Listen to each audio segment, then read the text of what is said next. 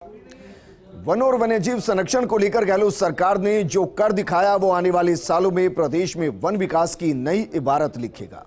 One पुनर्स्थापन के लिए राज्य सरकार का इतिहास में पहली बार बजट उपलब्ध करवाना हो, नई भर्ती, पदोन्नति और बाहरी सहायता के वृद्ध प्रोजेक्ट स्वीकृत करवाना हो, सभी में मुख्यमंत्री अशोक गहलोत की मंशा के अनुरूप कार्य हुआ है और इन सबको क्रियान्वित करने में PCCF HoFF doctor DN Pandey ने जोरदार भूमिका निभाई।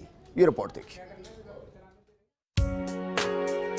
वन विभाग में कुछ सालों पहले तक 50% पद खाली थे, जिससे वन एवं वन्य जीव संरक्षण के कार्य प्रभावित हो रहे थे। लेकिन डॉक्टर डीएन पांडे ने हॉप का पद संभालते ही इस दिशा में तेजी से काम किया। उन्होंने एक साल में ही सहायक वन संरक्षक और क्षेत्रीय वन अधिकारियों के रिक्त पदों पर भर्ती कराकर विभाग में जान फूंक दी। इसी तरह वनपाल भर्ती करवाई, जिसका रिजल्ट आ चुका है।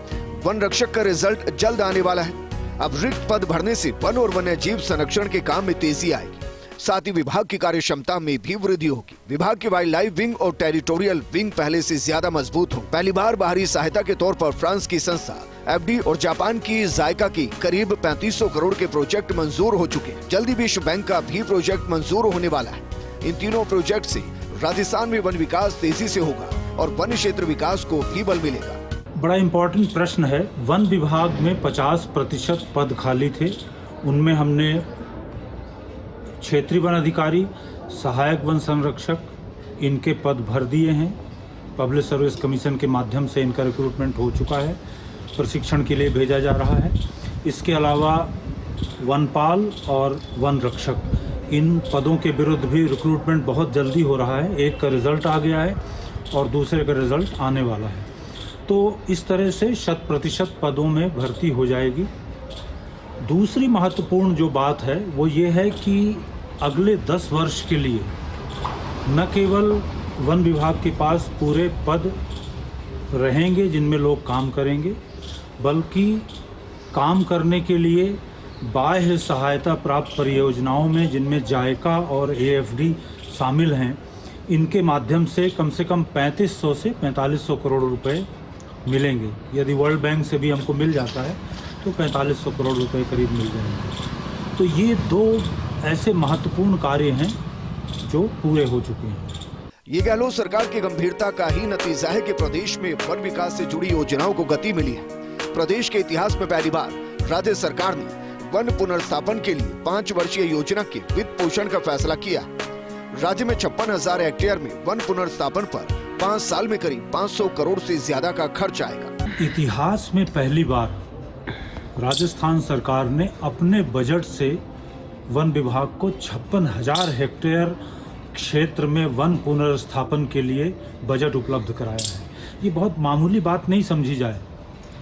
पहले या तो बाह्य सहायता प्राप्त परियोजनाओं से हम भुगतान करते थे, या भारत सरकार हमें वृक्षारोपण, वन पुनर्स्थापन आदि के लिए धन देती थी।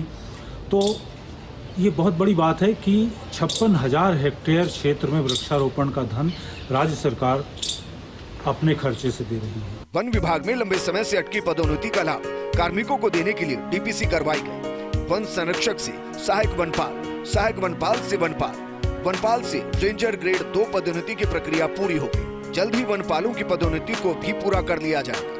वहीं घर घर औषधि योजना कोरोना काल में मील का पत्थर साबित हुई। प्रदेश की जनता ने आयुर्वेद की ताकत को जाना और घर घर औषधि योजना को अपनाया। प्रत्येक जिले में लव कुश वाटिका तैयार करवाई जा रही है। 6 संभागों पर बोटनिकल गार्डन बनाए जा रहे हैं। नए टाइगर रिजर्व, कंजर्वेशन रिजर्व तैयार कर राजस्थान वन विकास में देश के अग्रणी राज्यों में शामिल हो गया है। साथ ही प्रदूषण के मामले में राजस्थान अन्य राज्यों के मुकाबले ज्यादा बेहतर स्थिति में आ गया है। बहुत लंबे समय से अलग अलग पदों के विरुद्ध प्रमोशन नहीं हो पाए थे। वो प्रमोशन जरूरी होते हैं समय समय पर। यदि आपके कर्मचारी और उनके ड्यूज़, उनके प्रमोशंस नहीं मिल पाते तो उन्हें तकलीफ होती है। तो उस दिशा में ये एक महत्वपूर्ण कार्य पूरा हो चुका है। वन रक्षक से सहायक वनपाल, फिर सहायक वनपाल से वनपाल, वनपाल से क्षेत्रीय द्वितीय। तो एक पद छोड़ के, जहाँ जो न्यायालयीन मसले में था उसको छोड़ के बाकी हम पूरा कर चुके हैं। अब उम्मीद की जानी चाहिए कि वन विकास का कुलांचे मारता हिरन आगे भी दौड़ता रहेगा और राजस्थान वन विकास में देश के अग्रणी राज्यों में शुमार होगा। सचमुच गहलोत सरकार ने प्रदेश के अंदर वन विकास का जो परिदृश्य है उसको बदल कर रख दिया है। वन विकास में राजस्थान जरूर पिछड़ा हुआ था कुछ वर्षों में, लेकिन पिछले 4 वर्षों में, और 4 वर्षों में क्या, पिछले जो 2 वर्ष का जो समय रहा है वन विकास के क्षेत्र में, वो बहुत ही अतुलनीय रहा है। 50% से ज़्यादा रिक्त पद चल रहे थे विभाग में, उनको भरा गया। पदोन्नतियाँ जो लंबे समय से लंबित चल रही थी, उन पदोन्नति को किया गया ताकि कर्मचारियों की कार्य क्षमता बढ़े। रिक्त पदों के भरने से प्रदेश में वन और वन्यजीव संरक्षण के कार्य तेजी से हों। बाहरी सहायता के प्रोजेक्ट मंजूर कराए गए, खासकर AFD, जायका और विश्व बैंक के प्रोजेक्ट। 4500 करोड़ रुपए के करीब इन प्रोजेक्ट जब पूरे होंगे तो निश्चित तौर पर एक हरित राजस्थान की जो कल्पना मुख्यमंत्री अशोक गहलोत देखते रहेंगे वो साकार होगी। घर घर औषधि योजना चलाई गई ताकि कोरोना काल में आयुर्वेद की पुनर्स्थापना हो और लोगों को ये बताया जाए कि किस तरह से जो एक सांस के लिए लोग जूझ रहे थे, उनके घरों में ही वो सब कुछ, वो औषधियाँ हैं, वो नुस्खे हैं जिनसे अपने आप को ठीक कर सकते हैं। लवकुश वाटिकाएँ बनाई गई, बॉटनिकल गार्डन बनाए गए, और इन सबसे भी अहम बात यह है कि पहली बार राजस्थान के इतिहास में ऐसा हुआ जब मुख्यमंत्री अशोक गहलोत ने वन पुनर्स्थापन की 56,000 हेक्टेयर की योजना को मंजूरी दी।